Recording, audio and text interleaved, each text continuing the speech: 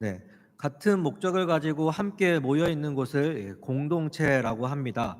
그래서 예수 그리스도를 통한 구원의 확신을 가지고 하나님 나라를 위해 함께 모여 있는 곳을 교회 공동체라고 하죠. 그래서 교회 공동체 안에 필요한 것이 바로 연합입니다. 만약 이 공동체에 서로 연합하지 못하고 갈등과 분쟁이 지속된다면 이 공동체는 더 이상 같은 곳을 바라보지 못하게 될 것이며 목적지에 도달하지 못한 채 뿔뿔이 흩어지고 말 것입니다. 특히 교회 공동체 안에 이러한 갈등과 분쟁이 일어나게 된다면 그 교회는 소금과 빛의 기능을 하지 못한 채 더 이상 사회 속에서 덕이 되지 못하는 이기적인 집단으로 사람들에게 보여지게 될 것입니다. 오늘 본문의 말씀 앞에 있는 에베소서 4장 4절에서는 이렇게 말씀하고 있습니다. 몸이 하나요 성령도 한 분이시니 이와 같이 너희가 부르심의 한 소망 안에서 부르심을 받았느니라. 또한 15절과 16절에서는 이렇게 말씀하고 있습니다. 오직 사랑 안에서 참된 것을 하여 범사에 그에게까지 자랄지라. 그는 머리니 곧 그리스도라. 그에게서 온 몸이 각 마디를 통하여 도움을 받음으로 연결되고 결합되어 각 지체의 분량대로 역사하여 그 몸을 자라게 하며 사랑 안에서 스스로 세우느니라. 따라서 예수 그리스도의 핏값으로 세워진 교회는 그분을 교회의 머리로 모시며 갈등과 분쟁이 아닌 하나님 나라라고 하는 소망을 품고 분명한 목적을 가지고 함께 연합하여 달려가야 한다라는 겁니다. 그러나 어느 집단이든 갈등과 분쟁은 있기 마련입니다. 공동체 안에 있는 구성원들은 저마다 성격, 생김새, 자라오는 환경, 각자 가지고 있는 생각과 추구하는 가치관 등 다양한 사람들이 모여 있습니다. 가까운 가정만 봐도 그렇지 않습니까? 한 형제라고 하지만 참 많이 다르죠. 그러다 보니 사람들은 나는 맞고 너는 틀리다라는 생각에 갇혀 누군가를 미워하게 되고 그 안에서 갈등을 일으켜 편이 갈라져 분열이 일어나는 경우가 참 많이 허다합니다. 그렇다면 공동체 안에서 특히 주님을 머리로 삼고 함께 모여 있는 이 교회 공동체 안에서 언제 도사리고 있을지 모르는 이 갈등과 분열이라는 위험한 요소로부터 벗어나기 위해서는 우리는 어떻게 해야 할까요? 오늘 성경은 우리에게 하나님이 그리스도 안에서 너희를 용서하심과 같이 하라 말씀하고 있습니다. 우리 다시 한번 오늘 말씀을 함께 한 몫으로 읽어보겠습니다. 시작. 서로 친절하게 하며 불쌍히 여기며 서로 용서하기를 하나님이 그리스도 안에서 너희를 용서하심과 같이 하라. 아멘. 바울은 오늘 말씀을 통하여 그리스도인들이 용서해야 하는 근본적인 이유는 바로 하나님께서 그리스도 안에서 우리를 용서해 주셨기 때문이라 말하고 있습니다. 오늘 말씀인 32절 그 위로 쭉 올라가면 25절이 보일 겁니다.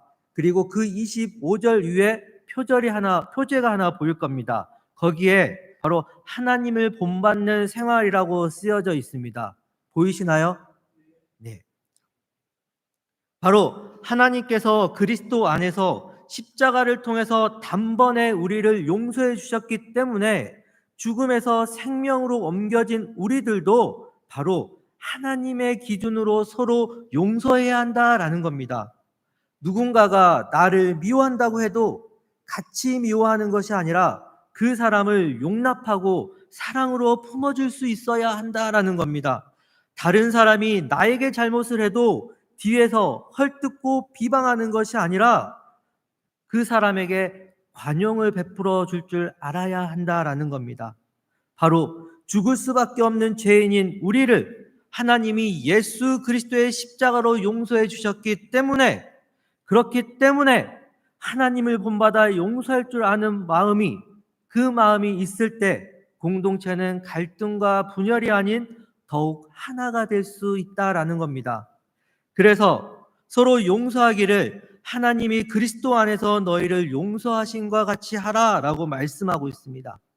여기 마지막에 하라라고 하는 말은 헬라어 기네스데라고 하는데 실제로 되라라고 하는 그런 의미라고 합니다. 실제로 너희를 용서하신과 같이 되어야 한다라고 말씀하고 있다는 거죠. 이것은 예수를 본받아 그렇게 되라라고 하는 뜻을 가진 함축적 의미입니다.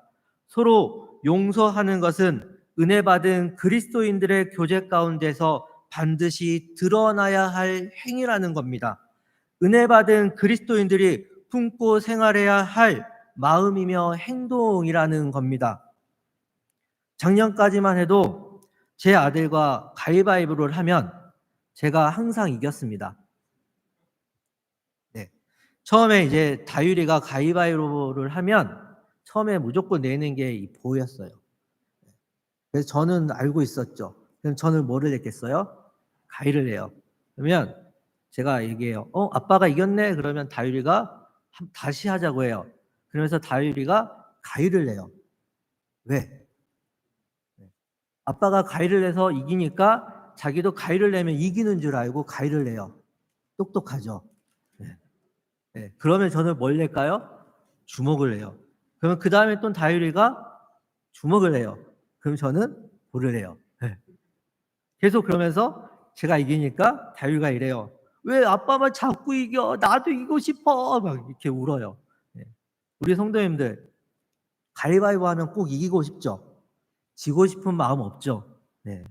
우리는 항상 뭘 하든지 이기고 싶어요. 특히나 네. 가위바위보까지도 져서는 안 되는 그런 나라가 있어요. 어딘가요? 어디예요? 없어요? 네? 가위바위보까지 해서 또 져서는 안 되는 정말 용서하지 못할 나라가 있어요. 일본 있잖아요. 일본. 네. 한일전하면 무조건 이겨야 되잖아요. 네. 바로 일본. 일본 우리나라 사람들은 다 미워하고 그 나라를 용서하지 못하는 그런 나라라고 여기고 있죠. 저는 이 일본에 성지 순례를 다녀온 적이 있습니다. 일본이 우리나라보다 먼저 훨씬 이전에 기독교가 들어왔어요. 그 기독교를 훨씬 이전에 들어왔고 그 나라에는 순교하는 그런 사람들도 참 많았거든요. 그러면서 그 나라를 갔다 오고 난 이후에 그곳에 성지순례를 다녀온 이후에 더 이상 이제 일본을 미워하는 나라, 용서하지 못하는 그런 나라라고 생각하지 않게 됐습니다. 임진왜란을 소재로 한 영화나 드라마를 보면 일본 군들이 출정을 했을 때 그 깃발에 십자가가 그려져 있는 것을 본 적이 있을 겁니다. 일본으로 이 유럽의 선교사들이 참 많이 들어왔어요. 임진왜란 그 전부터 해서 많이 들어왔어요.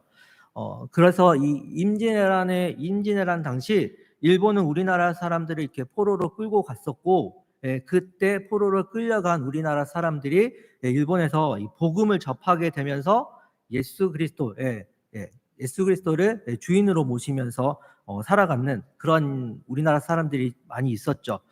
그러다가 이제 일본의 정권이 바뀌게 되면서 기독교는 탄압을 받게 돼요. 그때 포로로 끌려와서 예수 그리스도를 영접했던 우리 조선인들이 참 많이 고문을 당했어요. 신앙을 포기하지 않는다라고 하는 그 이유로 고문을 참 많이 당하면서 거기서 순교를 했다는 거예요. 근데 어떤 곳에서 여러 고문을 받았는데 그 중에 하나가 팔팔 끓는 그 유황물에 가서 이렇게 고문을 받는데 그냥 막 이렇게 뜨거운 물을 확 붓는 게 아니라 쫄쫄쫄쫄 흐르게 하는 거예요. 그래서 발등 같은 데다가 물을 막 이렇게 흐르게 하면 얼마나 뜨겁겠어요.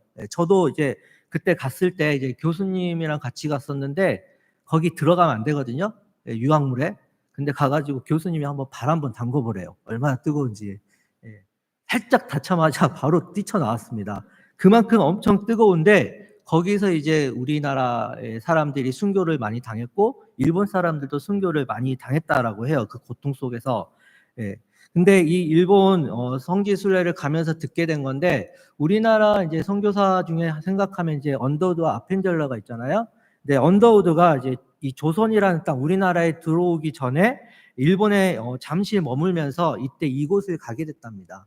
그러면서 당시 끌려온 조선의 사람들이 이곳에서 고문을 받고 신앙을 지키다가 고문을 받고 순교했다라는 그런 소식을 듣게 되죠. 그 말을 듣는 순간 이 언더우드는 어디에 있는지도 모르는 이 작은 나라에도 하나님의 사랑이 필요한 그 영혼들이 있음을 알게 되고 하나님이 자신을 왜 조선이라는 땅에 보내셨는지를 깨닫고서는 우리나라에 들어와 복음을 전하였다라고 합니다. 그 이야기를 듣는 순간 제 마음에도 이러한 마음이 들었죠. 일본도 하나님이 사랑하는 나라구나. 아무리 우리에게 잘못한 일을 해도 하나님은 그 나라의 그 영혼들을 여전히 사랑하고 계시구나 라는 그런 마음이 들면서 더 이상 일본은 용서할 수 없는 나라, 미워할 수 없는 나라가 아닌 주님의 사랑으로 품어야 하는 나라, 불쌍히 여겨야 하는 나라임을 깨닫게 되었습니다. 그리고 그 나라의 과오를 저는 용서하는 그런 마음으로 바뀌게 되었습니다. 그분의 십자가의 사랑이 우리 안에 느껴질 때 우리는 바로 다른 사람을 용납할 수 있고 포용할 수 있고 용서할 수 있습니다. 그래서 용서의 시작은 사랑입니다. 이 사순절 기간 예수 그리스도의 십자가의 사랑을 더 묵상하며 하나님이 그리스도 안에서 우리를 용서하신과 같이 용서하지 못한 사람이 있다면 우리 모두 용서하는 그 마음을 품기를 바랍니다. 오늘 3월 3일입니다. 무슨 날인가요? 주일이죠. 주일인데 오늘은 특별히 삼겹살 데이라고 합니다. 삼겹살 데이. 집에서 같이 살고 있는 사람들 중에 온수라고 생각하시는 분들 계시죠? 도저히 용서할 수 없을 것 같은 그런 분들. 예. 용서해 주십시오. 예수님의 십자가의 사랑을 우리는 받았습니다. 그분의 은혜가 우리 안에 있습니다. 예. 집에 가시면서 삼겹살 사가지고 가서 구워주시면서 이 원수 같은 사람 이제는 내가 널 용서한다 라는 마음으로 아마 저는 오늘 삼겹살 배불리 먹을 수 있을 것 같습니다. 죽음을 맞이할 때 서로가 가장 많이 하는 말이 미안하다라는 말이라고 합니다. 살다 보니 서로에게 잘못한 것이 많다라는 거예요. 그리고 그 안에서 용서가 이루어지죠. 용서하는 가운데 마음이 평안해집니다. 주님이 주시는 마음이기 때문입니다. 그 말 못하고 우리 서로 헤어질 수도 있습니다. 예수 그리스도의 그 십자가가 내 안에 있다면 오늘 서로에게 미안함을 고백할 수 있는 그러한 시간이 되기를 바랍니다. 그리고 그 고백을 들을 때 용서하는 마음을 품으시기를 바랍니다. 이것이 주님의 마음이며 주님의 십자가의 고난과 부활을 묵상하는 사순절 기간 우리가 더욱 행해야 할 모습입니다. 이처럼 우리 호산나 교회가 서로의 잘못을 고백하고 서로를 용서할 줄 아는 아름다운 교회의 공동체가 되기를 바랍니다.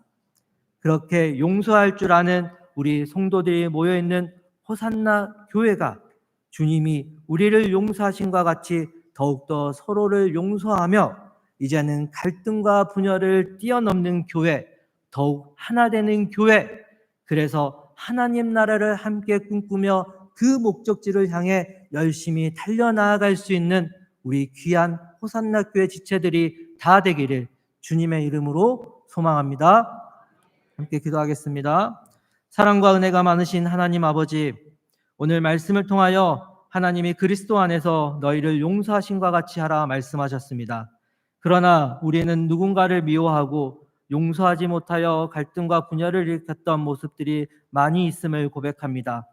그렇게 공동체 안에서 하나 되게 하지 못한 저희들의 잘못을 용서하여 주시옵소서.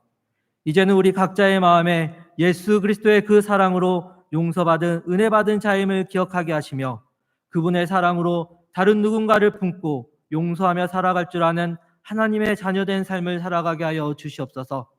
그렇게 호산나 교회 온 성도들이 용서할 줄 아는 마음을 가지고 더욱 하나 되게 하여 주시옵소서. 그래서 용서할 줄 아는 호산나 교회 성도들이 함께 모여 하나 되어 하나님의 나라와 영광을 위해 나아가는 아름다운 호산나 교회 공동체 되게 하여 주시옵소서. 감사드리오며 우리 주 예수 그리스도 이름으로 기도드립니다. 아멘.